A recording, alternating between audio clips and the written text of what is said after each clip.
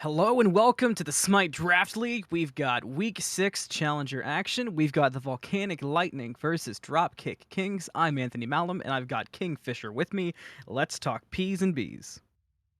Yeah, and I think it's going to be pretty interesting what we see here. I think we talked about it on our last cast, how we've seen a lot of mix up from some of the meta. There have been a lot of god changes and item changes too that we've seen come out in the last patch a few days ago. So it's going to be interesting to see where those kind of take place in this meta and how highly prioritized they are. And you love to see the respect ban. It's a first ban Kurnanos. That does not happen often. And then a first ban Sasano, taking that away from LDGFish. We remember what we saw last time from Fish's Sasano. It was a brutal Sasano, to say the least. It was dangerous.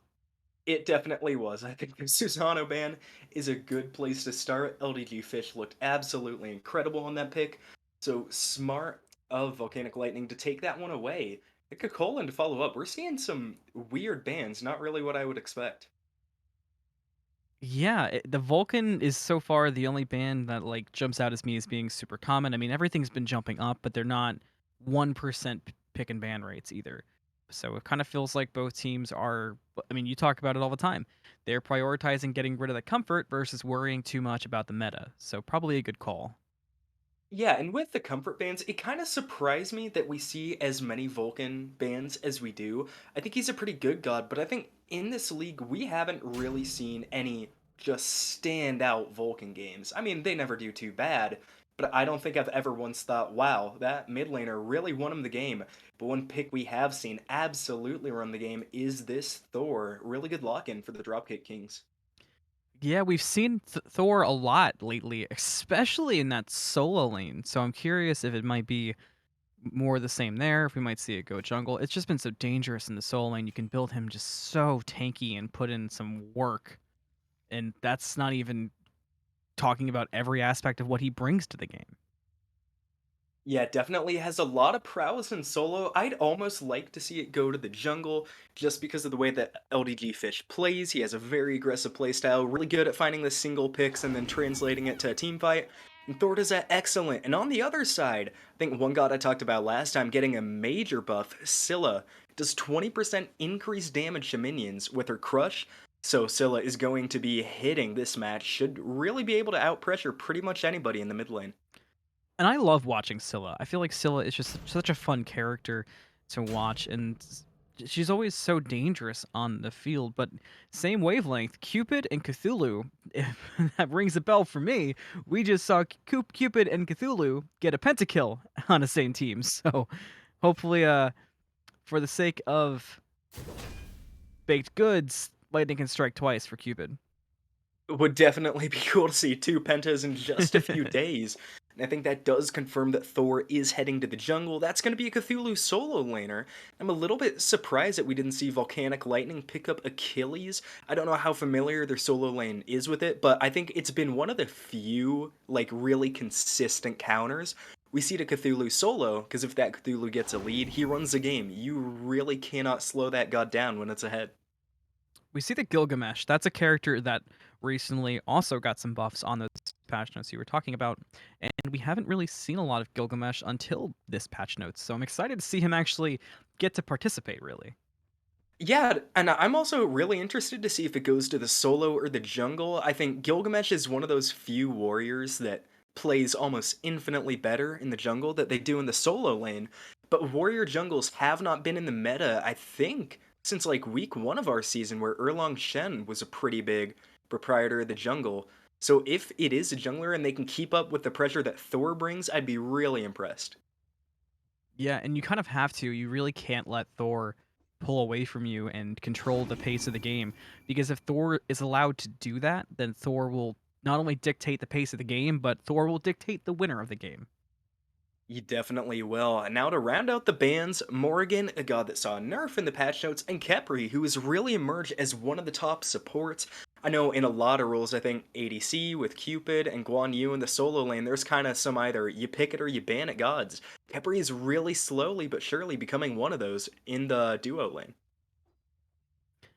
Yeah, Ke- leaving Kepri open with Cupid, I mean, you just talked about it. It's so dangerous. Speaking of that game, where we saw Zetan go off on the Cupid. We saw him saved multiple times by a Khepri. That's the most recent example, but you can look through almost any set this season to see how effective it's been.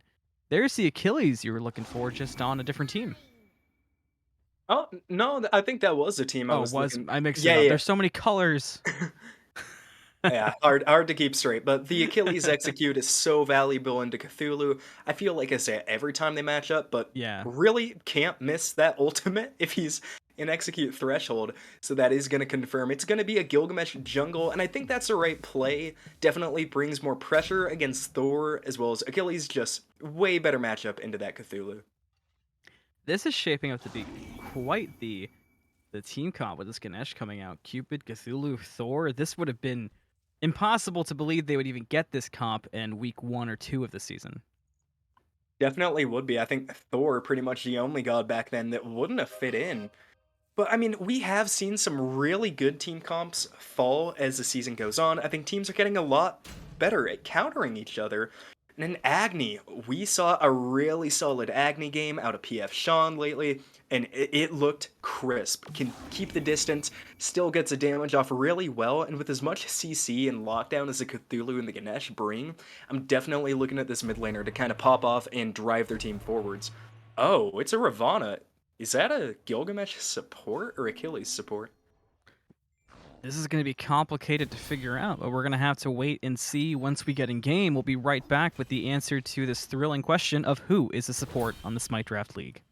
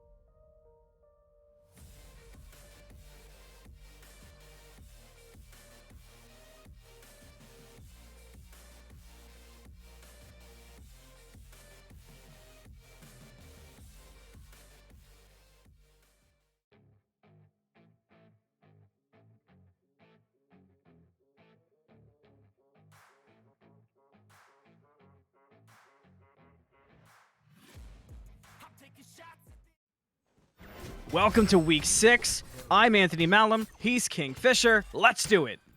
Yeah, and we were correct on the desk. It is going to be a Gilgamesh support. And I both really love and don't love this because I think they 100% made the right decision with where they put the players.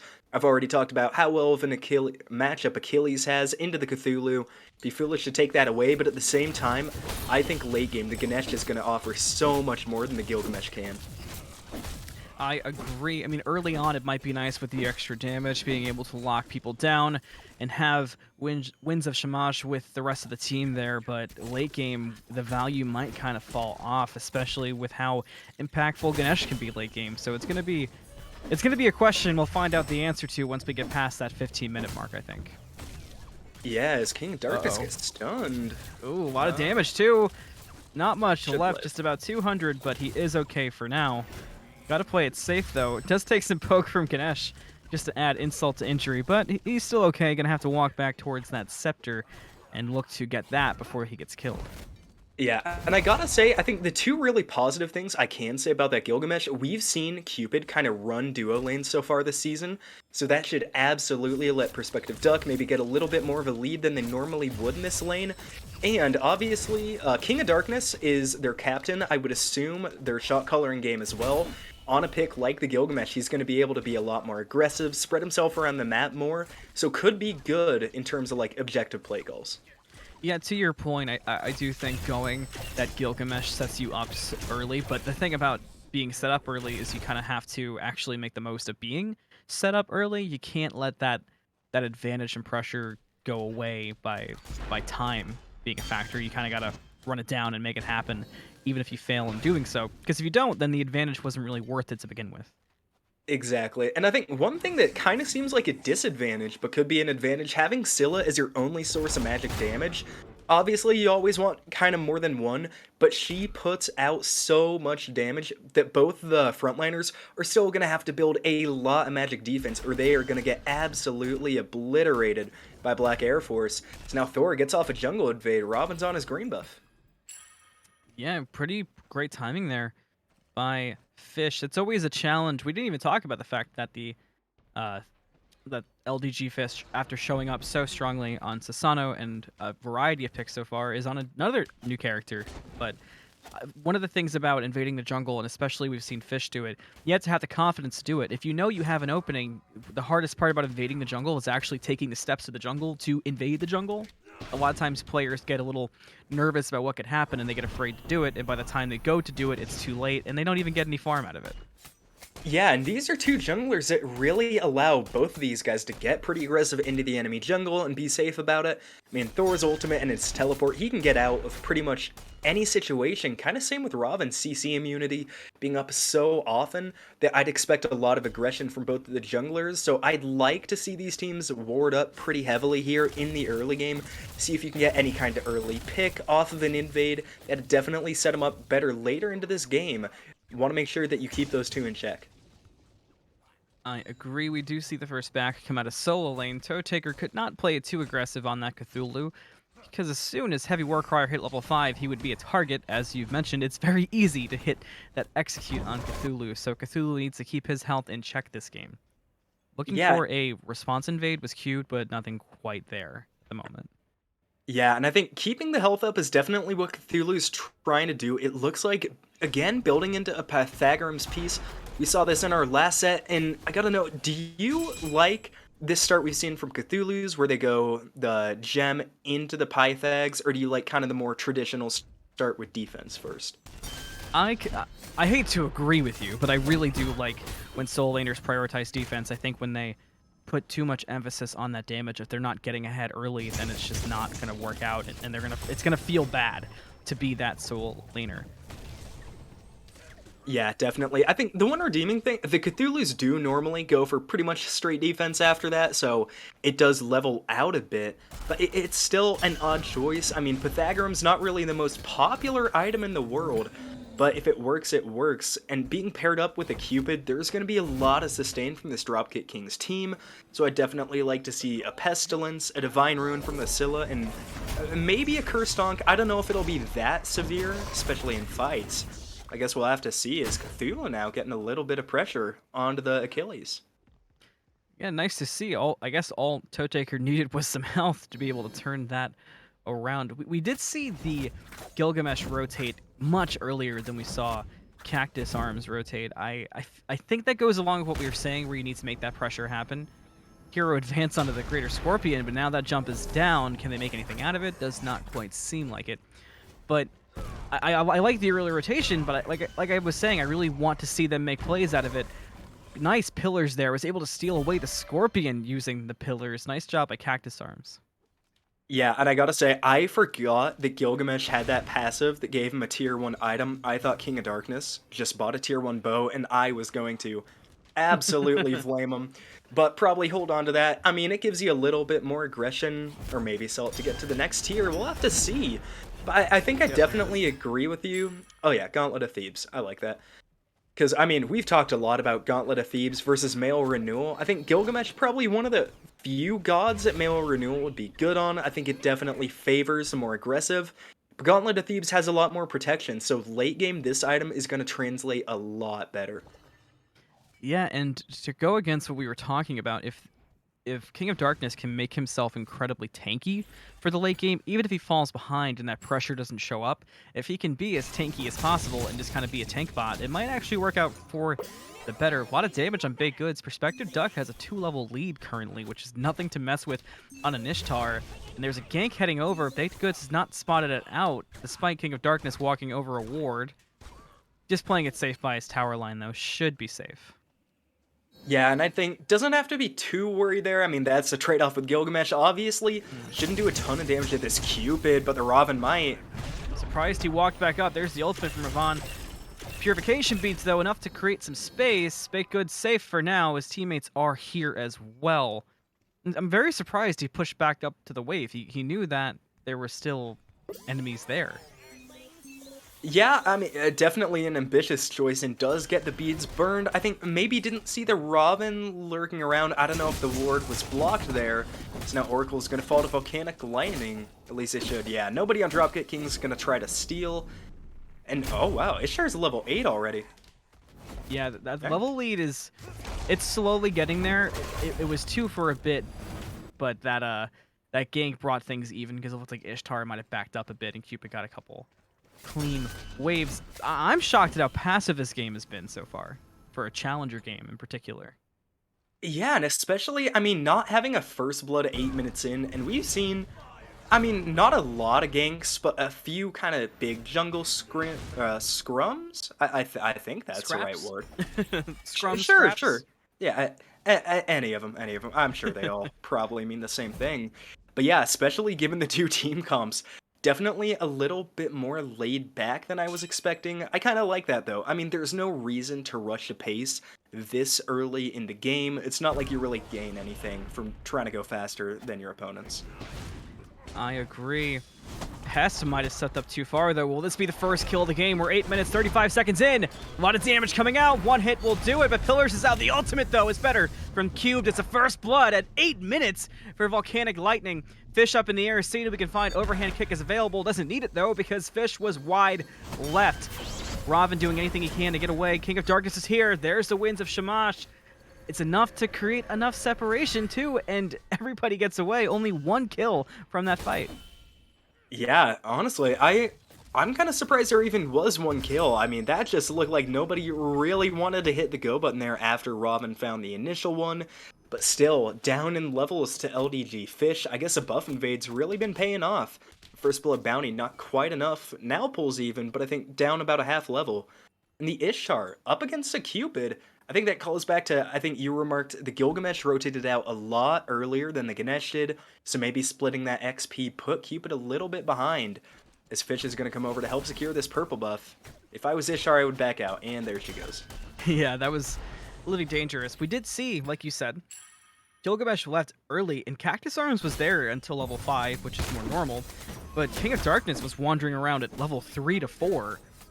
So there was a lot of time for Ishtar to get that solo farm. And Cupid just hasn't really been able to make up the difference. Ishtar is already done with Devourer's Gauntlets. Yeah, and I think it's a little odd that Cupid hasn't been able to make up the difference. I mean, Ishtar is a really, really good god with 1v1, so I can definitely understand not wanting to step up to that. But that being said, I think the Heart Bomb presents a really huge threat on the wave. So I think trying to force that Ishtar back, taking a little bit more farm might be good. Trying to get within execute threshold. Can he land it? He does. Oh. It was close, but Toe Taker got enough distance, and with Fish there, HeavyWarcrier did not deem it worth. Might go for an invade here, and Toe Taker's still low, but just not quite close enough. He won't commit for it. It's just too dangerous with Thor right there. Yeah, risky for sure. Maybe could have gotten away with trying it under the tower. I think definitely the right move not to get aggressive at the blue buff. But yeah, now Cthulhu is going to be forced to back and still has 30 seconds on that tower teleport. So wants to hang around a bit longer as Pyro's to call. And the lack of wards there from Dropkick Kings looks like they have no idea what's going on. I do like that call a lot. When games get passive like this, like at a certain point, you either need to look for fights to try to make something happen, or you can do the smartest thing in that scenario, break off, start getting some objectives out of the way, get some map pressure, and then the kills will follow. So great call there from Volcanic Lightning. Yeah, definitely. And I think having the knowledge from Solo Lane to know that Cthulhu can't step up to defend that, they don't have wards near, really no risk but high reward play there. Now they're going to be grouping up on this left-hand side, and Dropkick Kings, they do have a couple wards over here as Gilgamesh and Raven just walked over one. So they know the Gold Fury is the focus from Volcanic Lightning. This might be our first big team fight. Pillars come out, heroes advance, there's the wins. Fish has to use the beads, and it's good to get him away for now. Goes back into the sky, though. But see who he aims for. It's King of Darkness, but gets a double stun on Cube as well. Agni Bombs follow. Fields of Love come out, but BlackAirForcess is the first to get a kill. There comes the kills for Dropkick Kings to make up for it. King of Darkness has fallen. Cube has fallen. Perspective Duck still fairly healthy, but getting chased by Dropkick. HeavyWarcrier is here to try to help out. We'll see if it's enough. Agni Bombs come out for the stun, but HeavyWarcrier is a bit too tanky for this fight to be committed to from Dropkick. Yeah, and I think Dropkick, especially with the Achilles just teleporting in there, definitely shouldn't try to do anything. Just get buffs him back. And on the flip side now, Cthulhu has a rare opportunity to invade. Normally not what we see from a Guardian and Solo. But knowing they're all across the map, gets one camp. Maybe going to go for the second too before they get back. I think Cube might be up to contest though.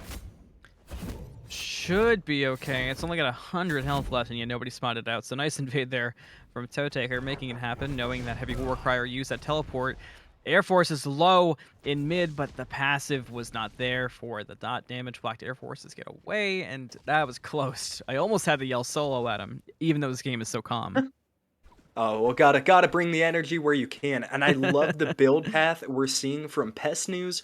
I mean, I'm more partial, I think, to Book of Thought than Warlock Staff, but the Soul Gem, I think I talked about it in the last games. It's such a good item in this new patch.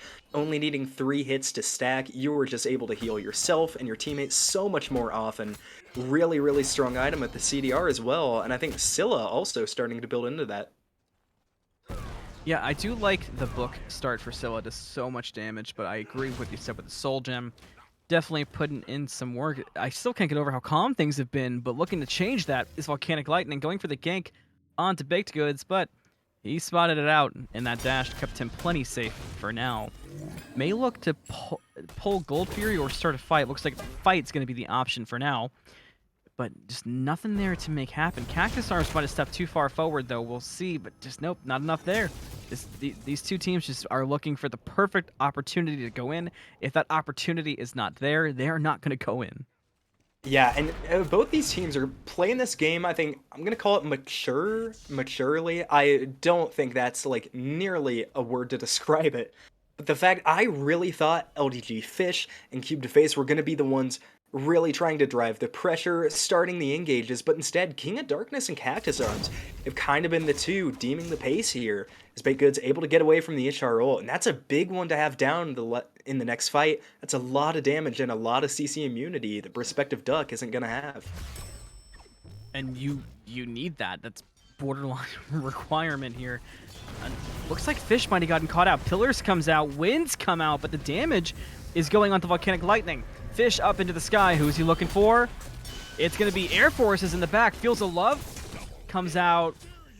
Big double kill for BakedGoods. Might look for more on Air Forces. Cubed is here, though. Might be able to pick up Cactus, but misses the ultimate. Went straight up down, and it just wasn't there.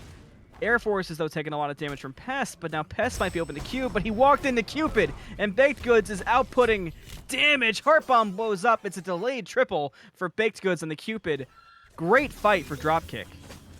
Yeah, and now they should be able to go for this really calmly. I mean, even if you didn't get the kills there, forcing out the I'm a Monster from Scylla, that's really about all you need to do this Gold Fury, and she's going to try to steal it with the Crush.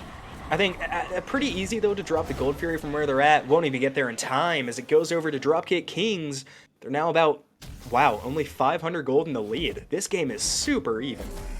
It's kind of incredible how even and calm this game has been, but if I know anything about our ability to curse a game, I feel like the bottom is going to give out here soon. But with that being said, why don't you walk us through the charts? Tell us what we've been seeing so far. I mean, it looks pretty bad on the charts if you're a fan of Volcanic. Lightning giving up that really big lead, that gold lead, it never got above 1,000. I guess it is now for the Dropkick Kings. Still, though, I think both teams are in really good position. I think whichever one, it's going to be one of those games, I think we call it here a lot, where it's going to be one messy fight and everything's going to start to steamroll. Both of them are playing it really cleanly, and both of these drafts have picks that can really start to take control of the game when they get ahead. Yeah, and I think the last thing you said was the key when they get ahead. And with the exception of the support difference in terms of level, there really isn't one team incredibly ahead, so we aren't seeing that advantage. Taker, though, starting to lose a lot of health. Remember that execute could be a problem for Taker here. Staying underneath tower, though, going to work out as Cube was poking around the side. But yeah, at this point, we're just nowhere near that late game bottom giving out because nobody's at that point. Like I said, the only difference really is King of Darkness being level 9. Everybody else is fairly even with some small exceptions here and there. Yeah, and I think, like you said, when we do look at late game, I'm a little bit worried from the builds on the side of Dropkick Kings. If you look at both of their frontliners, I mean, each of them has 30 magical defense from one combo item.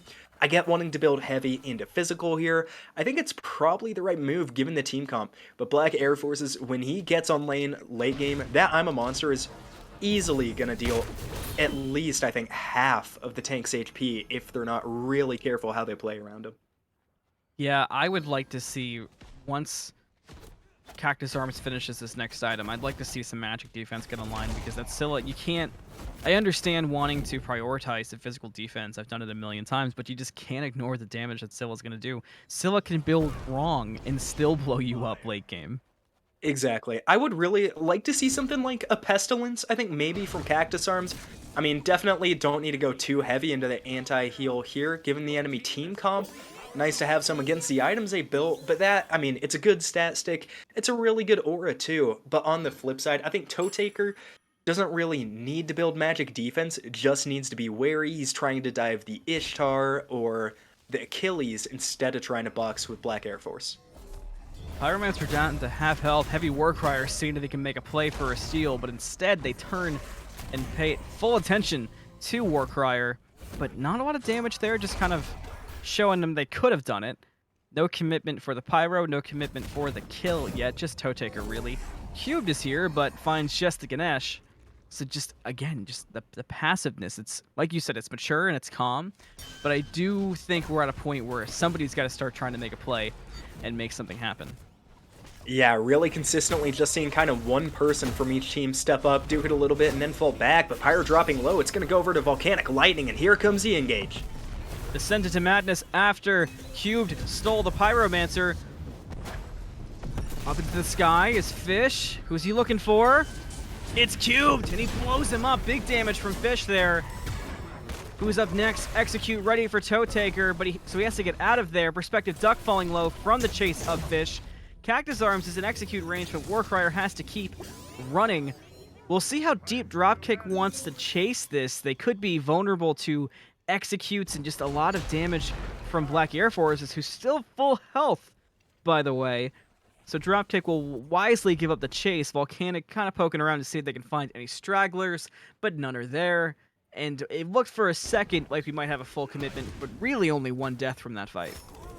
Yeah, and I like the way Dropkick Kings play that. They get one kill, and they don't get too aggressive. I think properly recognizing Warcrier is going to obliterate them. If they get into a bad position there, they're all pretty low HP, and definitely nothing wrong in backing, slowing the pace down a little bit. Now with the Trebuchet pushing on left from Volcanic Lightning, and one ready in the right, despite losing that fight, they can definitely afford to be a little more aggressive here. start making a play. And one thing I want to ask you about these builds from the ADCs, this is the first time I think in at least 2 to 3 weeks we're not seeing crit on either of the ADCs. Yeah, I noticed the same thing, and I mean, I guess it makes a little bit of sense for Perspective Duck, being you could kind of expect Dropkick to go a lot of physical defense given their team composition. But for Baked Goods, I don't know, it's a bit of a tougher sell for me. Or excuse me, I think I mixed that up. But with Baked Goods, it's a bit of a tougher sell for me for the same reason as I mentioned with Yeah. Perspective Duck after I mixed them up. But for Perspective Duck, I would have liked to see the crit, especially with Pest News and Baked Goods and how quickly they could be blown up by crit. And we also saw CACTUSARMS on that Ganesh. We've seen a lot of supports get blown up by these crit builds given the different paths you could go with glyphs. Yeah, it's definitely a balancing act because crit is so good, and I think especially on Cupid, crit is just amazing. And on the flip side, I mean, I think I can see Perspective Duck's reasoning. Maybe Kin Size has always been an excellent item against Cthulhu. Does really good against a Ganesh too. Just not gonna have as much against the enemy carries. Now Volcanic Lightning looking to steal this one away again. Can they do it? They force Dropkick Kings off. Yeah, and Primal Fury is reset. They cannot fully commit for it. And it's the same thing we saw at Pyro, just with slightly higher stakes and one missing Toe Taker. And it looks like Volcanic Lightning might consider pulling it, but they don't want to fully commit either. Instead, they might look for a pick here, and they might find it on CactusArms. Got very caught out. Pillars in response. Fish is here, but there's not too much damage being dished out really from either side. Winds are out. CactusArms is quite stuck, finally taking a lot of damage. BlackAirForcess picks up the kill on the CactusArms. Toe Taker has teleported into the mid lane. So now it's a 4v5, and it looks like Volcanic is going right for the Primal Fury. Oh yeah, and Cthulhu and Thorolds are both coming up, I think, as they try to steal. There's the Thorold, and it finds everybody. Fields of Love goes out looking for the Primal. Fish kills BlackAirForcess. Now the chase is back on. Toe Taker low, though, but Warcrier did not go for the execute. Cube, though, chasing down Toe Taker. Probably going to find it. It needs one ability. Perspective Duck killed Fish in the back. Baked Goods now alone. Execute hits on Baked Goods. It's a kill for Warcrier. Pest News does kill Cubed, though, by Red Buff. Finally. Borderline lone surviving member as CactusArms just spawned, but Volcanic Lightning does not really have the health for a safe Primal Fury, and Pest News is still around. He's peeking around. He can do a lot of damage. King of Darkness is here, but he's on level 13. Heroes advance. Pest News kills Warcrier. Does get picked up, though. Nice play from Perspective Duck to clean it up. That could have gone disastrously for Volcanic Lightning. They will find the Primal Fury, though. Yeah, I don't... I don't quite know if that was worth losing HeavyWarcrier for. I mean, Primal Fury definitely feels good to take, especially with, I think, Fire Giant fight coming up here in the next 5 minutes at the absolute most. But still, losing HeavyWarcrier, it means for a few moments here, despite being at a man disadvantage, Dropkick Kings with that Cthulhu alive is going to be able to step up a bit more into the jungle and kind of afford to establish themselves around that Fire Giant really early. We are seeing the gold difference take a big swing for Volcanic Lightning, up to 3,800. Experience difference of around 1,600, much more manageable. But we've seen time and time again, 3,700 can turn into 5,000, can turn into 10,000 very quickly in the gold department. Even without kills, it can definitely happen quick. Yeah, can definitely balloon up and shrink down at an instant, and we do see a Pestilence, but it's from Cthulhu instead of the Ganesh. Ganesh now, I think Pridwin is going to be the only magic defense item, despite that Mail of Renewal. And I think we talk a lot about wanting to see Mail of Renewal getting sold late in terms of getting another item. Do you think this game is going to go late enough for Ganesh to be able to get rid of that item or not? You'd have to imagine it would. We see King of Darkness putting some aggression onto Fish to stall for the Pyromancer. You have to imagine it's going to get sold because that magic defense is going to be crucial. Otherwise, CactusArms is going to die every time to BlackAirForcess, and you can't have your Ganesh out of the fight, especially with this build. Toe Taker is gone, not the tankiest in the world, not exactly squishy, but you really need CactusArms to be your main frontline, and you don't have that right now with this build. Yeah, but I gotta say, despite Volcanic Lightning having a now 4,500 gold lead, it still feels like Dropkick Kings are the ones running this game. They're pushing further into the enemy jungle. I think they've been slipping up a little bit on the objectives, but still, Volcanic Lightning, they seem like they're still kind of just trying to counterpunch, despite being ahead a pretty decent amount. It almost feels like these two teams know each other too good and are expecting too much and trying to play. They're playing inside their own heads a bit too much, almost. I feel like they could almost take a simpler approach. We might see that in this next fight. Fire Giant being set up. Pest had to dash out, almost got knocked out from it, but Volcanic Lightning doesn't want to force the issue. We've seen this a few times, and now we're at our favorite thing, which is a Challenger Fire Giant dance. It is indeed. Oh, but already aggression. Blink from King of Darkness onto Fish, but he was able to get away thanks to Purification Beats, and the damage is returned onto King of Darkness. He has to use Hero's Advance to get out of there, and with quickness, does survive though for now. The damage turned onto CACTUSARMS, and there's that squishiness we were talking about, but Cactus is safe for now. Air Force is in the back. Now Ishtar is the one pumping out the damage, but again, no commitment. Everybody's kind of dancing around. Dropkick looking for their opening, but stunned out is Cactus, and there's the crush! He's execute open, but Warcrier is not there. Up into the sky goes Fish. Gonna fall down on top of Cubed, but the Purification Beats was perfect. Toe Taker taking a lot of damage. So is Duck. So is Cubed. Duck falls to Fish. Duck kills Toe Taker as well.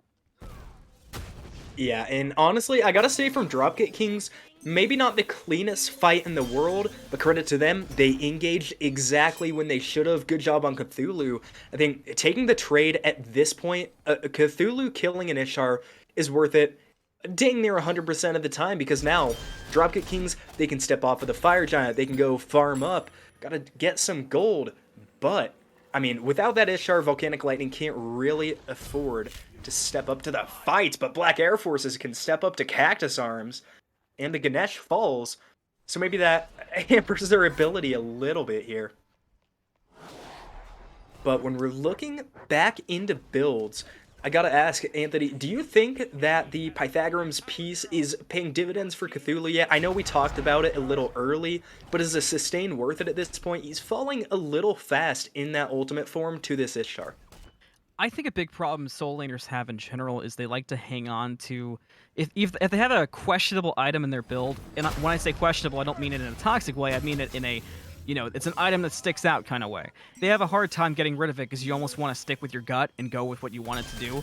But at this point, I think that Pythagorean's piece might not be holding back Toe Taker, but it's not providing enough that I've seen that it's worth keeping. I would sell it at this point.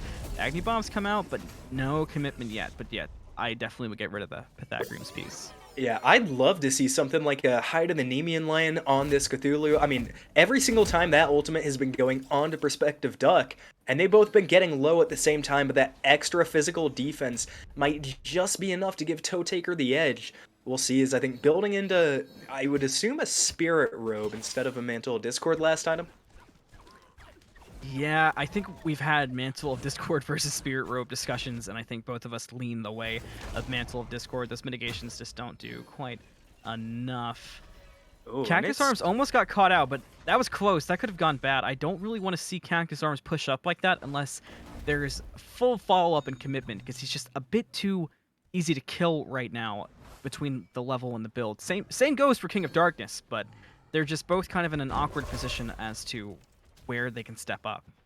Yeah, but I think King Darkness with the shell and the blink definitely has a little more leeway than CACTUSARMS does in terms of being able to get out of fights and get into fights. But now I've got a huge question mark in the builds. Perspective Duck sold the starter item for a Wind Demon. Not hating on the build, Perspective Duck is playing extremely well this set, but I never like having only one crit item in a build, and especially passing up Death's Toll. The Lifesteal version is so good, especially against that Cthulhu. I mean, would have been able to outdo him anyway, but now going to be relying on a little bit of the random crit chance. I almost wonder if that might turn into a slow climb of the whole build being remade. BakeddGoods took so much damage. King of Darkness is able to follow it up with the Hero's Advance. Toe Taker has to reset and bring Pest News and Cactus with him. Fish cannot look for an opening, and mana's low anyway. Volcanic Lightning might be able to pull the Fire Giant just off of this small excursion. HeavyWarcrier finds Pest News. There's a lot of damage. Pest dashes into a wall, but might be able to get away. Warcrier can't fully commit. Fire Giant down to half, though. Cactus and Toetaker are here for the steal, but they haven't committed yet. Cactus walks in, but Volcanic wisely has let go. Cute kills Pest in the back by the entrance to Solo. Knock up. Perspective Duck kills Toetaker. Execute does not hit because Perspective Duck got a double kill. Volcanic Lightning has turned this game on its head. Kills 4 of 5. Fish had the back, and they get the Fire Giant at 30 minutes. Yeah, and that is a really good Fire Giant, and it's going to be EFG as well. I was a little bit worried for Volcanic Lightning because, I mean, when you're trying to secure an objective and you're facing a Thor, a Ganesh, and an Agni all at the same time, it's stressful and it's really hard to do, but I think they dropped it at the right time to get those kills and were able to pick it back up without too much trouble. Didn't have to use I'm a Monster either. So the Tower Siege looks good for Volcanic Lightning. I think, yeah, they're still missing their Gilgamesh. That's about it. Maybe waiting to buy an item there in base? Yeah, it's pretty much the only thing I can think of. That or, yeah, I DC. can't think of anything aside from that. Yeah, potential Oh, DC yes, the maybe. item. It was the item. Yeah, that was, Oh, hold the item. oh, he was debating, that's what it was. He was debating buying an item or finishing his starter as a support. I think we've all been there at one point or another, but he does go with the animosity upgrade, it looks like. Oh, I mean, I don't think that's a bad call, especially considering probably not as tanky or maybe not feeling as tanky as Achilles, and being able to damage that extra health. His Sunforged Scimitar already scales based off your health, so it's basically you just got a stronger one now. I like the move, gotta say, little odd that they sat in base for 20 seconds deciding that, but still it's not going to hamper them as they get the Oni Fury with no challenges. Yeah, it was not contested. Probably a smart move. I was going to say, though, I'm so surprised. We're 32 minutes into this game. In the beginning, there wasn't a lot of fighting. It slowly picked up the pace for fighting. But there's so many towers on the map still for both sides. Yeah, maybe a little bit of lack of aggression early game kind of got us to this point. I think you're exactly right. At this point, even though it's been pretty calm, would definitely expect there to be a lot more pressure on this map from one team or the other. But I mean, all of it's really come off this Fire Giant. I think this is the third tower they've taken in the last minute and a half. Yeah, and I'm almost surprised at how easily Dropkick is giving them up. I understand you don't want to tussle too much with EFG, but there wasn't even a peek-see at it. They kind of just let it go for free. Mid tower will probably fall to the Oni wave, and they're going to focus on the Phoenix defense in left lane. Volcanic Lightning looks set up for it. Well, BakeddGoods almost stepped too far, but Warcrier could not quite find the stun. Robin is at mid tower with the Oni wave, and Phoenix is still being pressured, so nobody can break away to stop that. It falls instantly. Oh, the Oni wave is coming up in duo. That might be what Volcanic Lightning is waiting for. We'll see if they push in behind it. No opening yet. Will. Here it comes. Phoenix is dropping, oh, so fast. Pillars come out. Toetaker goes in. Descent into Madness follows. CACTUSARMS taking a bit of poke, but the only person poked out for Volcanic Lightning is BlackAirForcess. Everybody else is plenty healthy. Robin is in the mid lane fighting with Fish, and Fish is dropping low and quick. Fish might die, but he gets away, luckily. Phoenix Siege still going on. Winds come out, did not find anybody. They were able to get out of it. Volcanic Lightning still looks for the opening. Another wave comes in, they push in. Phoenix should fall on this push, but nobody's hitting it quite yet. King of Darkness is in the back, though, and that's enough to get the Phoenix. Right Phoenix being pushed by the Oni wave as well. Volcanic Lightning is set up pretty for what could be a Titan push. Yeah, and they definitely got every chance to do it. I mean, the minions nearly taking this last Phoenix by themselves. BakeddGoods has the beats. HeavyWarcrier into the back. It's another engage from Lightning. Big blink turns into a double kill for Perspective Duck. The third went to the support, and that's going to be a game one victory. That was that end was surprising to me. They put it together though, and they made it happen thanks to well-timed Oni waves and really good split pressure for Volcanic Lightning. Yeah, and that's one of the dangers, letting the game get to that point. I mean, one small slip up at the Fire Giant, they had a bad initial fight, and an even worse take on it. Admittedly, not horrible, definitely the right thing to do, but just that small slip up cost them the entire game. Volcanic Lightning just able to steamroll it down. And one thing I gotta bring a little bit of attention to, CACTUSARMS gained one level in, I think, 12 minutes of play at the end there. Yeah. They definitely need to stop stalling so much and try to find more XP in this game too. If they want to come back and make sure it doesn't get to the state it did in game 1. What I'll call attention to is 25 wards placed from King of Darkness. Oh, you'd love to see it. That's borderline stat padding, and I almost wonder if that's what he was doing in base for that time. Just bought a chalice of Oracle, put him down, and And sold it started again. spamming them out. But with that, we're going to leave you here at game 1. We'll be right back with game number 2 on the Smite Draft League.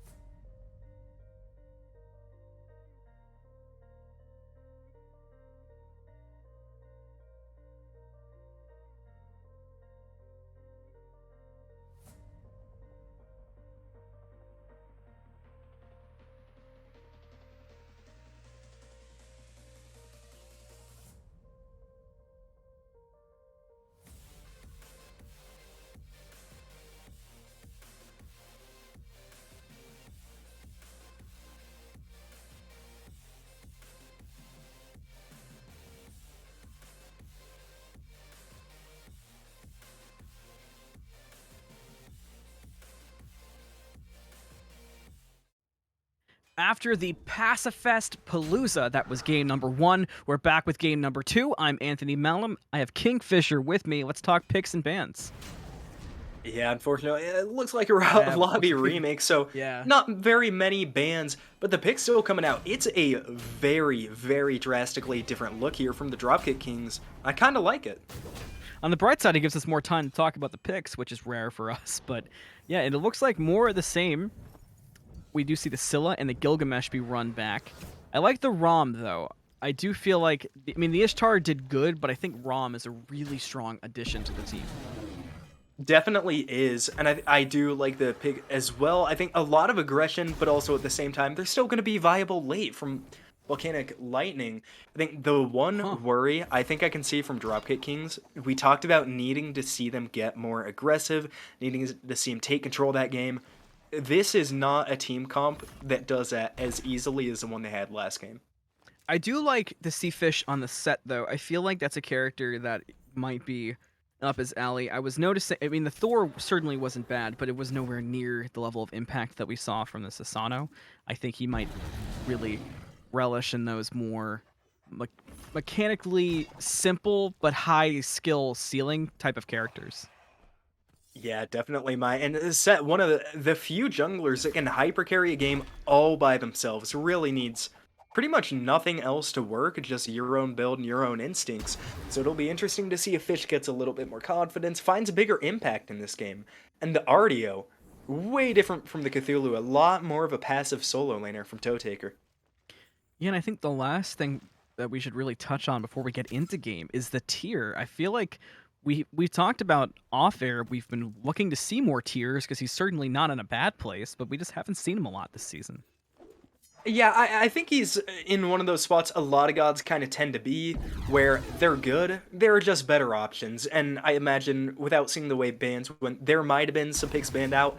I think banning an Achilles definitely would have been smart if that's a route Dropkick Kings took. He looked extremely strong on it, but a way different playstyle, still allowing him to get extremely aggressive to the backline. I definitely like the pick here from Warcrier.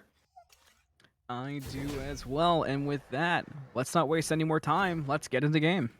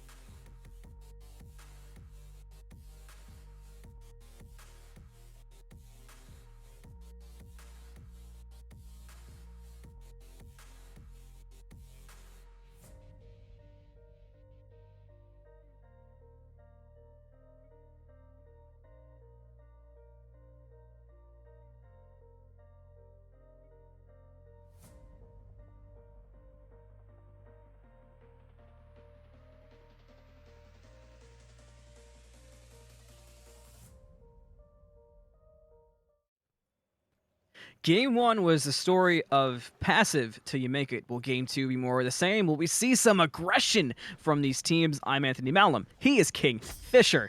Let's do it! Yeah, and I think one of the things I wanted to talk about that we didn't quite get to on the desk is a run back of the Gilgamesh. I mean, it was an odd pick game 1, but it worked. Do you think the Gilgamesh had that big of an impact on the game to warrant picking it again, or is it just kind of, hey, this worked, let's do it again?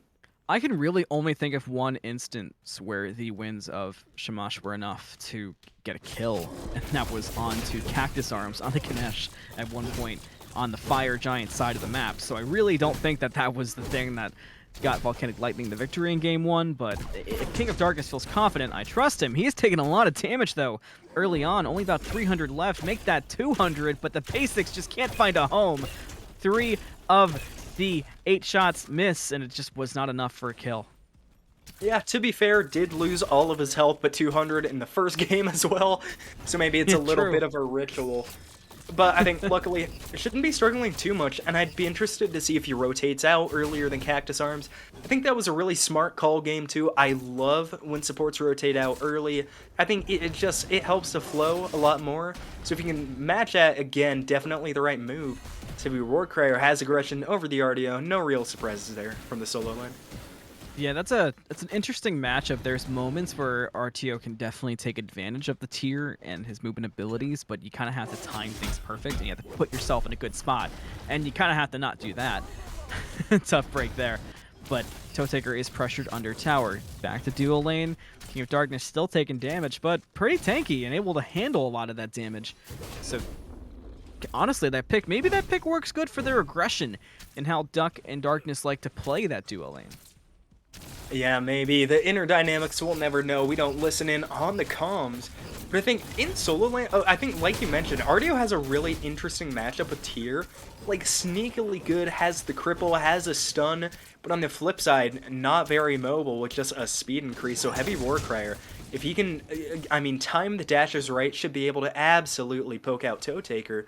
With the time being pretty even as Fish rotates over to help secure that blue buff.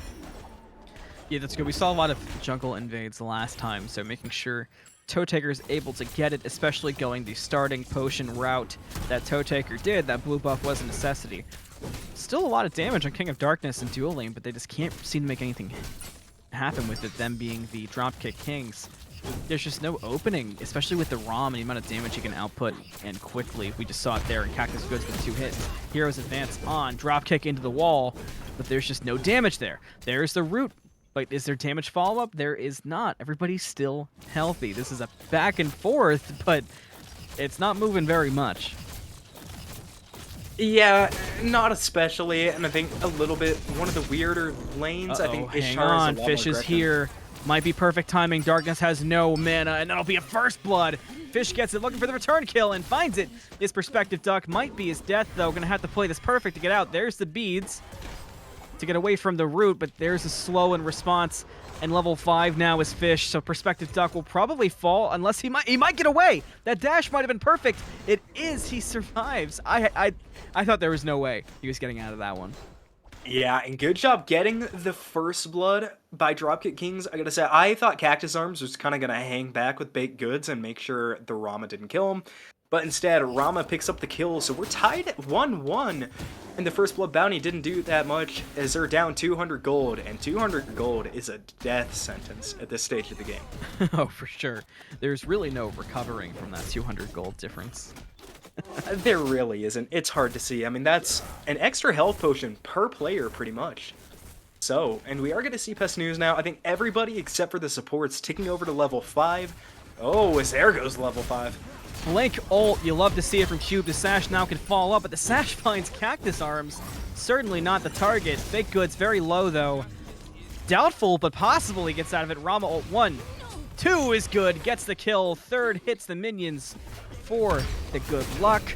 Nice gank there in response from Volcanic Lightning. Yeah, really good one, and early too. I doubt anybody on Dropkick Kings was really expecting that one. You love to see Perspective Duck hitting the Rama snipes, always the mark of a good Rama when you're able to land the small circles. Smite is just a game about circles. So glad to see Perspective Duck hit those. Oh, I know. Oh, Joy loves the circles. But yeah, definitely want to see continuing to hit those Rama snipes into late game. They do a massive amount of damage when you need them to. Yeah, that's. I think you said it perfect there. Oh wow. BlackAirForcess just took one step too far, and Fish made him pay, make it 2 kills for the set. Going that Transcendence route, that is a very helpful kill as well, but that was crazy damage and crazy quick from Fish. Yeah, good burst down there in the mid lane. I think one thing also we didn't talk about, I mean, the objective control last game from Dropkick Kings left a little to be desired, but now looking at these two drafts, I mean, with a Rama and a Scylla from Volcanic Lightning, it's gonna be worse, I think, this game. They really gotta rely on a Yu Huang Dragon ult to secure anything contested. I think it gives them a lot less freedom. They're gonna have to look for picks a lot more often before they can kind of go after those big markers on the map.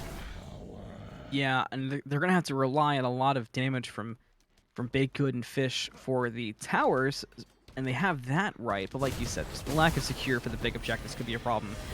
Pest News has to use the purification beads to get away from Cubed after the nice sash. He is safe for now, but that is -1 purification beads, which is always a problem in mid lane, especially against an Asia. Yeah, luckily for Pest News, it does still have a lot of CC immunity on the Yu Huang, has the ultimate up, has the Into the Skies as well. I mean, we saw Gabo with some insane reaction times. No, Tragic Fox, sorry. Not Gabo, with insane reaction times on the Yu Huang, so definitely can be done without beads, but I'd expect a lot more wary play at the Tier 1 tower for the next 2 minutes. HeavyWarcrier taking advantage of being on that tier, going for the invade, but he is found by Fish. Nice Fearless, though, to back him away. Gets the steal. Gonna have to use that ultimate to go over the wall, but taking a lot of damage quickly. Does work out in the long run, but it was risky there. Fish showing he can deal some damage on that set right now. Yeah, and smart from Fish not to ult there to try for extra damage. I think they're properly recognizing that tier is going to get over the wall. Wow. This is aggressive from Perspective Duck, chasing BakeddGoods all the way between the Tier 2 and Tier 1. No police yet, though. Might look for the ultimate. Can he hit it is the question. 1 misses. 2 hits.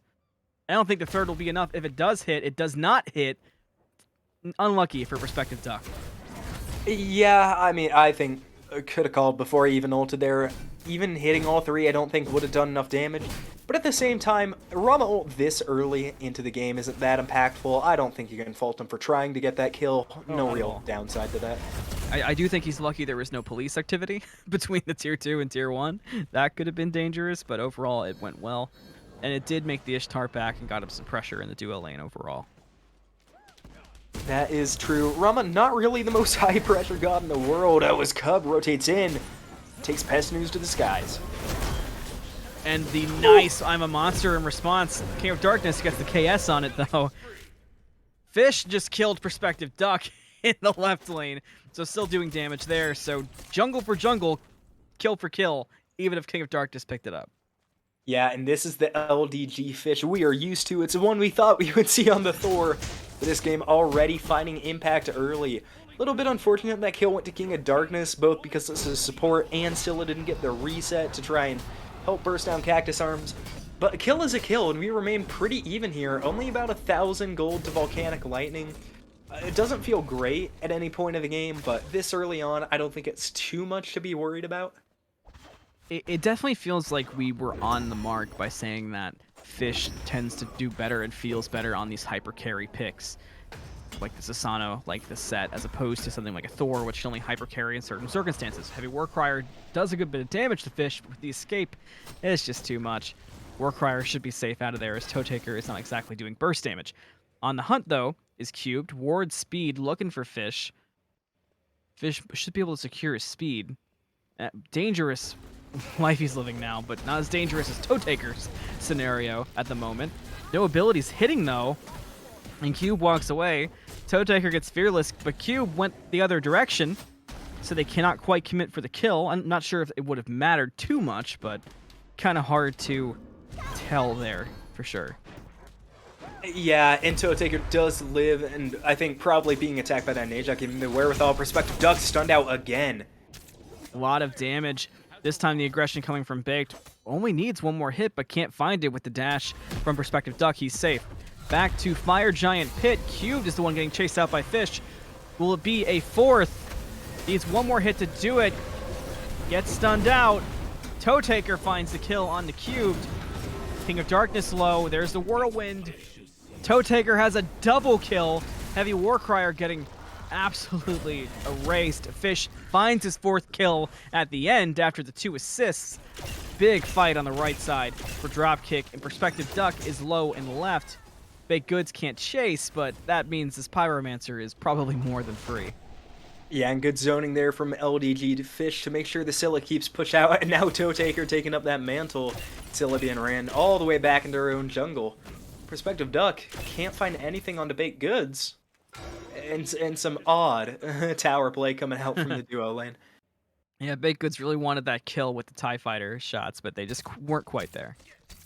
TIE Fighter shots. I love that way of phrasing. One of the coolest sounds in the world is the TIE Fighter. Yeah, it reminds me of it. It reminds me more of one of the blasters, but I don't want to get too in the nitty-gritty right now. I respect myself too much for that. I'm always down to talk about Star Wars.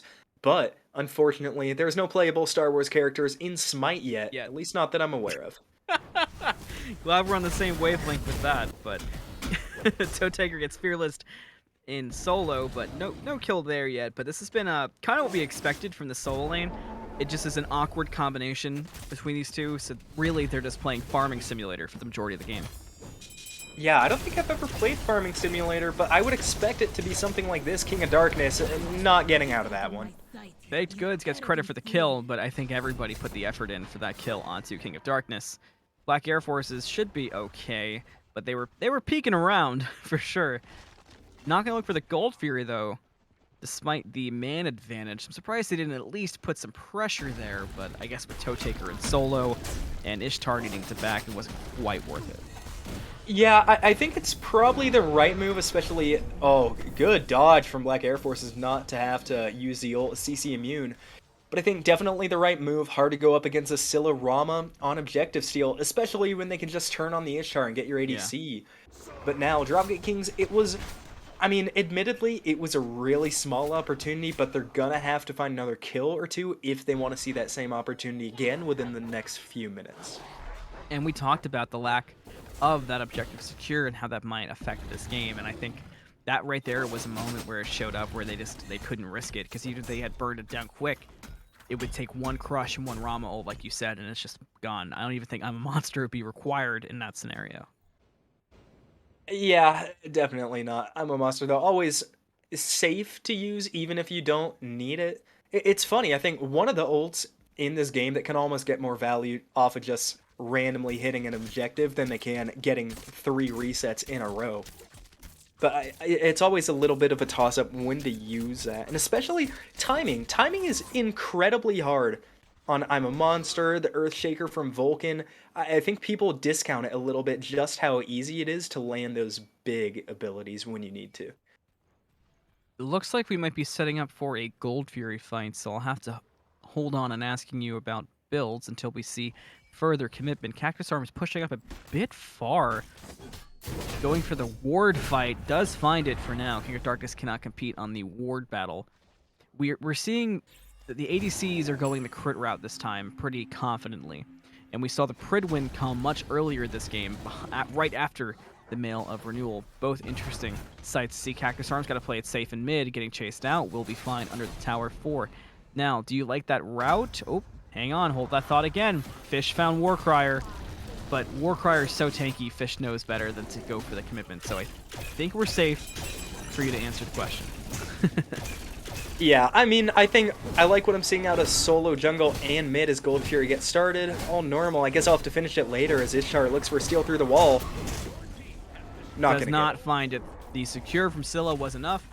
CACTUSARMS poked around, but playing it dangerous. Now Pest might be in a weird place. Cactus might have to make the sacrifice here to get Pest away.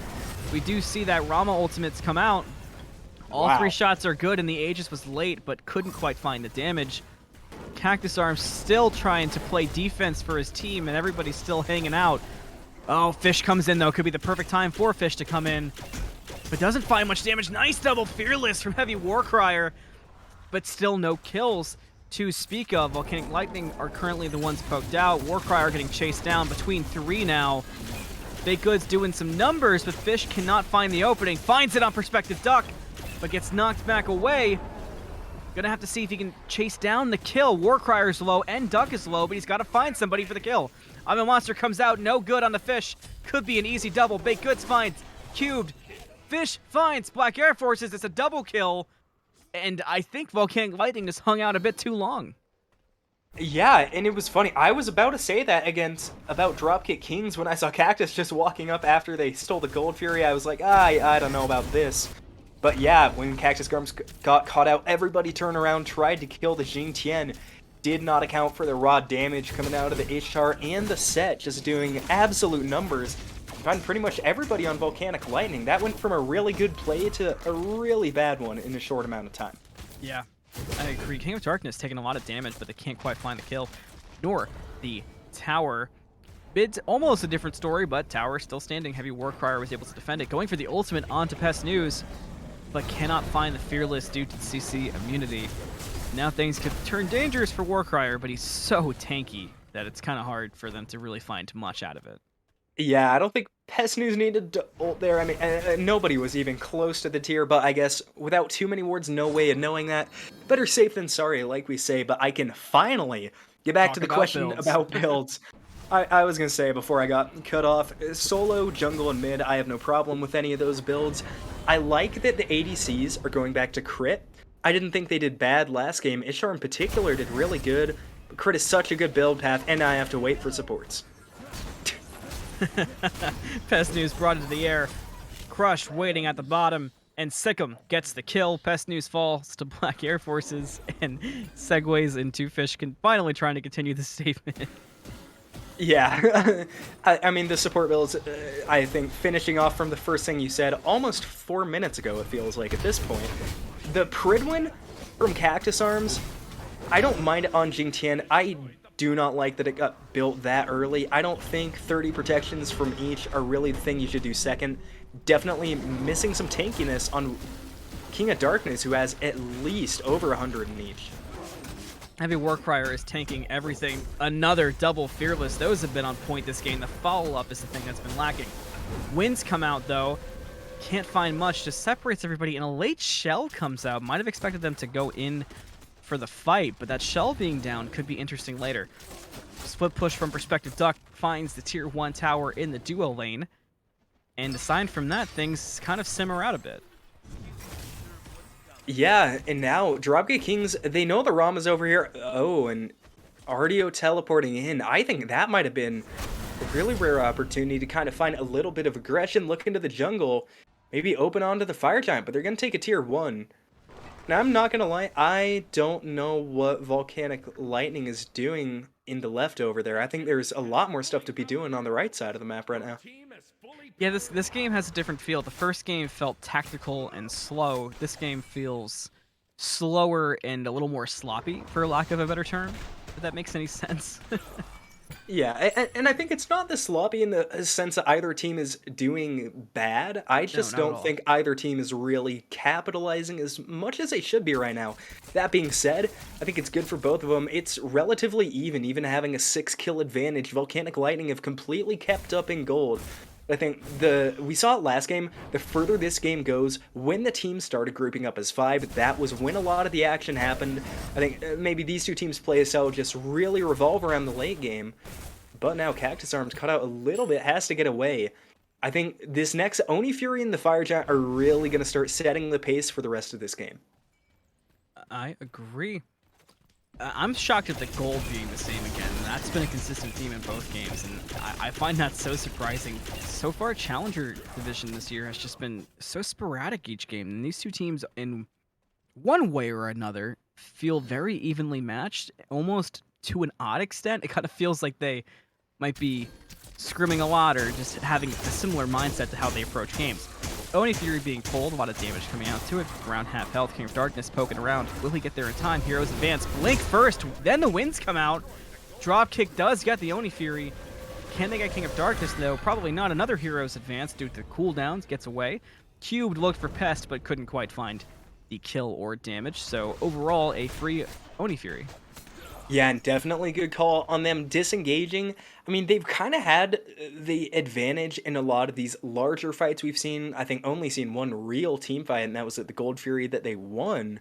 But I think probably doing the safe thing, getting out of that fight there, especially with Fire Giant being up, both of these teams are to the point where if you make a mistake, they can and will take the Fire Giant. So playing it the safe route, definitely something I like to see. And I think we saw this last time too. Toe Taker did not upgrade that TP until really, really late. So HeavyWarcrier, both with the movement and the relics, is going to be able to out-rotate this solo from the Dropkick King so well into this late game. We do see a lot of kind of just small little, as you called it, scrums across the map. One in duo, one in solo, one in the jungle by the fire pit, but there's no kills in any of them, and there's no significant damage to speak of either, even between the ADCs, which is very surprising to me that they could run into each other at this point in the game and not find hardly any damage. I know, and it's also a little funny to me every time I see solo laners fighting in the late game. I mean, like, if they're 1v1ing, it's going to take 2 minutes before either one dies, but it's only going to take 2 seconds for the ADCs to die. Good Aegis from Perspective Duck, though. Fish looking for the commit under the tower, has Ishtar there, but neither of them want to fully commit to the kill underneath the tower, despite the tower only being 25% health. Mid lane, CACTUSARMS could be caught out, but it's going to be able to be safe thanks to the jumps. Gets away. I'm so surprised they did not commit for this Perspective Duck kill. That tower was not that tanky that it should have scared them away. Yeah, me too. And I mean, I'm never gonna hate on somebody for playing their life instead of going for a kill, but I mean, both of them have Aegis, both of them had beads. I really didn't see any kind of downside to at least attempting that tower invade. Maybe Rama gets an ult off and kind of stalls out longer than you can tank. That's about it, and now both teams starting to rotate over to this Fire Giant side. Rama has a Deathbringer online. Ishtar does not have it yet. That could be a huge difference maker for Perspective Duck, but has no relics, so this Gilgamesh is going to need to play a lot more peel-oriented than he has been so far. And it looks like the Deathbringer item was the thing that both ADCs were waiting for to rotate over. It kind of explains them hanging out in duo and throwing hands the entire time. Pyromancer is the next thing on the menu. Fire Giant is not, but it's just a 3v3 for now. Everybody else is kind of working their way there. In particular, BlackAirForcess is kind of odd. He's just kind of hanging out by his wall. Volcanic Lightning does sneak the Pyromancer. BlackAirForcess may be AFK. We'll have to see if there's a disconnect in a moment. But right now, it's a 4v5 in the Fire Giant pit. BlackAirForce is now on the way, and Dropkick did not take advantage of that man advantage. And everybody's just dancing around again. It's time for the Fire Giant dance. Yeah, they didn't have any deep wards, so possibly not knowing, but now BlackAirForce is back with a vengeance, finding massive damage onto the Artio. Deja ultimate into the sky, inside the winds. Fish taking a lot of damage very quick. Rama ultimate up to try to stay safe. Toe Taker was on top of him. He finds the kill on the Fish with the Rama ultimate. Huge pickup there for Perspective Duck. Toe Taker's probably next, falling low quickly. Crush did not do nearly the damage that they needed. He got drop kicked out of it. That's crazy to see. Great play there from King of Darkness. Chasing down BakeddGoods, though. Can they find it? I don't think so. Heroes advance. Dropkick beats it. Big double stun in the back. Again, these teams are separating, and they're not full committing. Toe Taker, though, trying to make a play in the back. BakeddGoods taking a lot of damage. Toe Taker finds the kill onto Perspective Duck after all this time. Air Forces is getting the back off, and solo lane does get away, so he might be back full health soon. And Dropkick is still chasing away Volcanic Lightning. And Dropkick are extremely lucky. Volcanic Lightning, they missed. I counted 3 kills in that fight. I mean, the Gilgamesh drop-kicked that Artio out of Scylla's Crush, would have killed her. BlackAirForcess, I think, was holding the I'm a Monster to try for the Fire Giant secure, which definitely smart, but had a pretty easy double reset when that Neja ult came crashing to the floor. Maybe holding it a bit too long, but now, notably, does have it to step up to this FG if he's able to get up quick enough, just now leaving the base. HeavyWarcrier taking a lot of poke very quickly. Winds come out to try to get him away. It might work, but Fish is right there. Pest actually is the one who gets credit for the kill, but Fish was on top of it, and now everybody for Dropkick is here, and everybody's healthy. What can they do with it? They find King of Darkness and obliterate him. Fish gets that kill for sure. King of Darkness falls. Now it's a 3v5 for the Fire Giant, and I don't even know if they can contest this. They could try. I think they're going to have this Neja distract and try to get BlackAirForcess into position to steal with the I'm a Monster. It's a smart thing to do, but if they die here, it's not worth it. BlackAirForcess has gotten around the back. I don't think they saw him either. That's a really good position. Can he get it though? 25%. Waited Rama ultimate no good. Volcanic Lightning picks up the steal! BakeddGoods finds a kill onto Cubed though, so it's going to be 2 members who have it, but credit to Volcanic, that's the 2 members you wanted on. Great steal there from Volcanic Lightning. Yeah, and I think definitely more than just having it on a few members. The fact that Dropkick Kings don't have it, I got really worried there. I think BlackAirForcess waited way too long, but I believe it was the Rama snipes that confirmed it, or did Neja just kind of get up and mix it in there? I'm surprised that BlackAirForcess was able to hang out behind the Fire Giant and not get caught for so long. Yeah, definitely good job from Cube, drawing the attention away from the mid laner, and it works out. They do get that Fire Giant, and that's going to slow down Dropkick Kings. Now, 9 kills in the lead and 2,000 gold behind. Not normally a stat you see paired together. Yeah, this game has a weird feel to it. It doesn't feel like anybody has the true advantage. I am curious how much we're going to see Volcanic push, because like we mentioned, the biggest thing with that Fire Giant was taking it away from Dropkick, but Rama does have it, so objective damage will be there. Charts tell an interesting story, to say the least. Yeah, and wow, that is a lot more up and down than I expected it to be. I think it kind of has been on Volcanic Lightning's side all game, and I think charts definitely reflect that. Dropkick Kings, they've been finding small victories. Normally, just given the way the fights have been going and the way the scoreboard looks up top, you would expect them to be a lot more in control this game. But now, because of that one FG steal, it forced them back so much that Volcanic Lightning, really for the first time, have the true upper hand here. And you know, something that could make this game make a lot of sense, if you take away the 7 kills and the 4 assists that Set has, this game is very different. So Fish is definitely keeping Dropkick afloat here with what you were saying, and I think that could be something for Volcanic. Maybe that's what they're going to focus on, because this might be a scenario of kill Fish, win game. Yeah, definitely, and I think that has to be the tier's task. So much CC, I mean, the set has so much survivability, so much damage, and the lifesteal from the Kingslayer ultimate. You're just not going to kill him in a 1v1, but Warcrier can distract a massive ult from CACTUSARMS. Great job by Cube going up to the ultimate, though, to survive, albeit for the time being. BakeddGoods does find him, though, on landing. King of Darkness also low. Perspective Duck dropping low. BakeddGoods has a double kill. Duck has fallen to the back, getting a lot of damage off on the Toe Taker, but everybody else is here. Nice crush separates for now, but Perspective Duck will fall. I'm a Monster comes out, but doesn't find any kills. Fish kills Perspective Duck, and now Warcrier is separated from BlackAirForcess. BakeddGoods taking a lot of damage, though. Tier might look for the kill. Can he find it, or will he die first? He will die first. BakeddGoods kills HeavyWarcrier, and this game has flipped once again, this time in favor of Dropkick Kings, and only 1 member survives for Volcanic Lightning. Yeah, unfortunately for Volcanic Lightning, they really wanted to get a good fight off there, but really good blink and the ult. Wow. They walked right into that. I can't believe BlackAirForcess set up like that. He's going aggressive, misses a Sikkim though. Once more, the crush is good. It's a double kill. BlackAirForcess, that cognitive skin is paying dividends right now. BlackAirForcess just dominated Dropkick Kings. And now I'm not going to say they gave him those 2 kills because I think that was really good abilities by the Scylla. I don't think Dropkick Kings were expecting that turnaround, and I certainly wouldn't have been either. I don't know why they were still up there, though. The health bars were very low without minions. Not much hope of getting a tier 2 tower, but now it flipped once, it flips again, as Volcanic Lightning have a 5-on-3. Fire Giant is up in about, I'm going to say a minute. I'm going to be optimistic and say a minute. So it's going to be an enhanced Fire Giant. This one could decide the game. We saw it in Game 1 with a 32-minute FG that sealed the fate for Dropkick Kings. And if I was them, I would not want to let it happen again. Definitely looking to have a strong showing on the right side of the map here. I'm still in shock at how much damage BlackAirForcess was able to output on that Scylla, and the fact he was able to just simply wait around that wall and get away with doing that.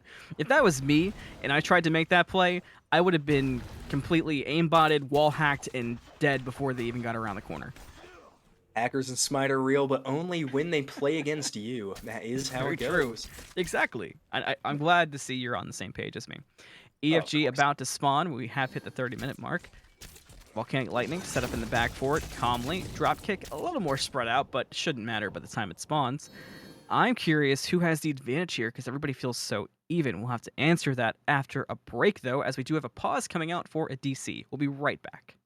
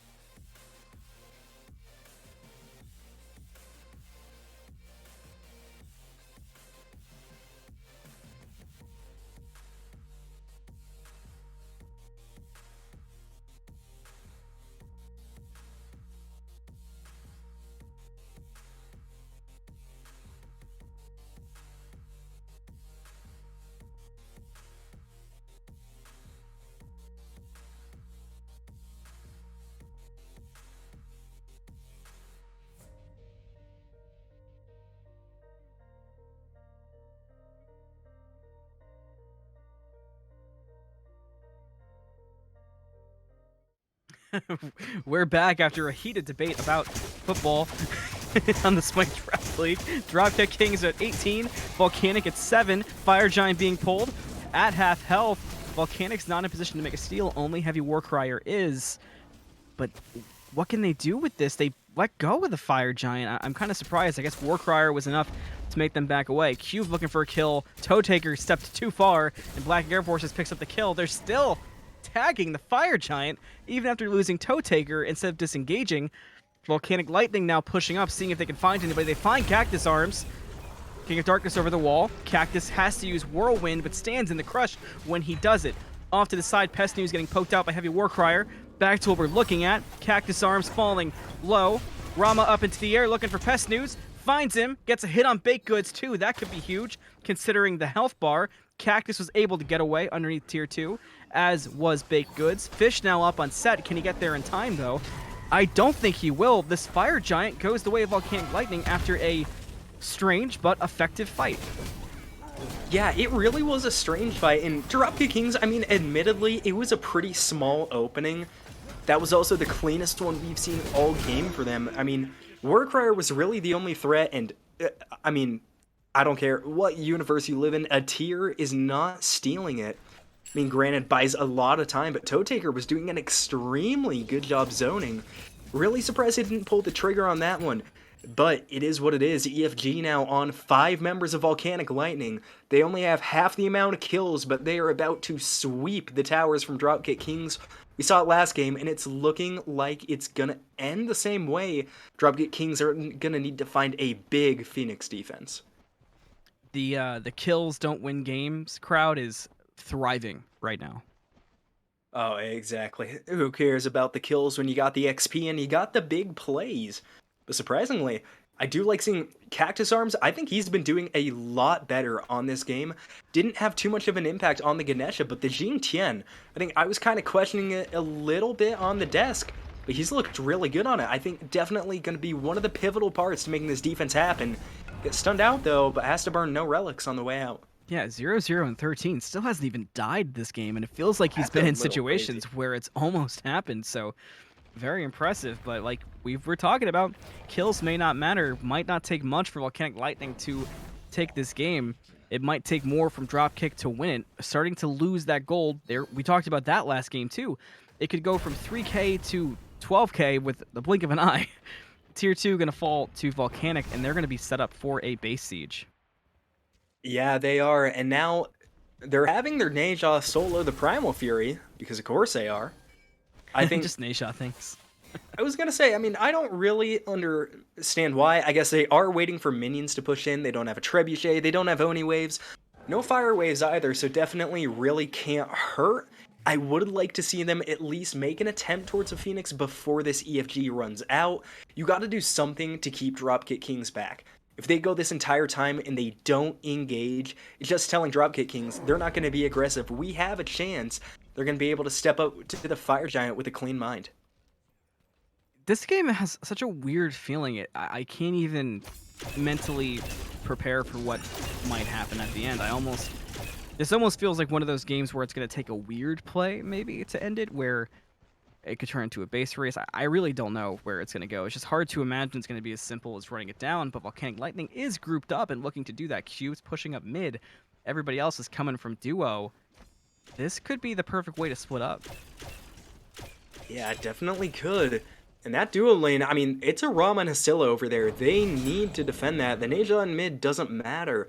I think also, I know I've already talked about the Xingtian going massive. I think we need to see LDGFish get a massive pick here. He had such a good early game. He's still dishing out the damage late game, but yet to find the impactful God picks. They're starting onto the Phoenix, and it is dropping quick. Very quick. They let Perspective Duck walk up to it, and 3 autos made it half health. Warcrier thrown in from Whirlwind. Still alive, though. Ult's right out. BakeddGoods takes a lot of damage. Crush cleans it up. AirForcess gets a shutdown on the BakeddGoods. Now it's a 3-man Fearless from HeavyWarcrier. Beautiful Fearless there. What else can come from it? Toe Taker low. Not enough damage on these tanks. Everybody from the backline is doing backline things. Fish hasn't found an opening. Toe Taker takes a lot of damage. Does fall to Perspective Duck. Mid Phoenix got brought down to half by Cubed, but he splits off to group with the team. Considered the end, going for the mid Phoenix. They kill that instantly. 3 on 5 right now. They're going to go for the end. Blink in from Cube, finds Pest. Pest gets away. Attention might go on Titan. It does, but not much. 2-man knockup from Cactus, slowing things down. Crush out, does not hit the Titan. Fish brought away from the Fearless. They're dancing around the Titan. Got to be careful not to reset it. Down to half. They're committing for this end. What can they do? Can they commit fully without dying? King of Darkness dropping low. I'm a monster for the secure. Down to 25%. Double kill for Fish. Holding on tight. Titan 10%. Pest gets a double kill. Titan 1%. Titan gone. They couldn't hold it. It was enough pressure. Volcanic Lightning wins. I really thought that Dropkick Kings were going to manage to pull that one back so close. But victory just out of reach. Volcanic Lightning takes game 2, the 2-game set. And that was, I mean, we've seen a lot of pretty convincing wins in the last couple of weeks. But just seeing the wherewithal to keep in those games, they started out down in both. And really good job from Volcanic Lightning. They did exactly what they needed to do and managed to pull out the win in game 2. I don't know if you can get more even than that. You really can't. I mean, They felt so evenly matched. It's kind of insane. it was. I am But excited to see going forward. I'm sorry to interrupt you, but just Oh, all good, all good. I think the biggest takeaway for me was both these teams, as passive as it was and as much as we harped on it, it was effective, and they knew their game plans were executed correctly, albeit not the most interesting, but they're not playing to be interesting. They're playing to win. So I'm excited to see as we get close to the end of the season, close to playoffs, depending on the different seeds that we get with some time left in the year, I'm wondering how these strats might work later on, going against aggressive teams like Harbingers, for example. Yeah, I don't know. I think the one thing, and I think it's something we both talked about from Dropkick Kings, the way they fell short in their first game, and it hurt them, admittedly, not as much in the second game. But I think the pressure on the objective and the ability to take those extended team fights around that and stay in it and really bring a lot of pressure to it, we just did not see it in the draft in game 2. Admittedly, it got worse without a Ganesh ult, without a Thor ult. They kind of just got bullied out of every single big objective besides the Gold Fury. And if you do that, you really can't find any way to win a game. That being said, though, looking at the stat lines, they all played really well, all things considered. I agree, and King of Darkness kept it up. 22 wards after 25 in game number 1. Oh yeah, gotta love seeing the consistency more so than anything. And now this time we do see Perspective Duck did get more structure damage than CubeDaFace this time. I mean, just looking across at those charts, I always look at structure damage. I think it's a perfect metric to kind of tell which team is the one pushing the pressure and which team, is taking a little bit more passive path. And that really tells it all. A massive difference coming out there from Volcanic Lightning. I'm oddly impressed that Black Air Forces did not hit a single structure even one time with the basic attack. I I mean, he hit that Titan enough and hit people with the Sybil. So I don't think the buildings matter that much. It's a mage. It's still a funny stat. I'm It gonna is. remember It is. that particular zero for a while, but I think we've talked enough, and I think we're gonna leave you here after a exciting, albeit passive, game between Volcanic Lightning as well as Dropkick Kings. I have been Anthony Malum. He was KingFsher. We had Nooblet on production. Make sure you get the Discord, you follow the YouTube, you follow the Twitch, do everything that you're supposed to do, and get signed up for season 2. And consider voting on your Challenger All Stars. And we will see you next time on the Smite Draft League.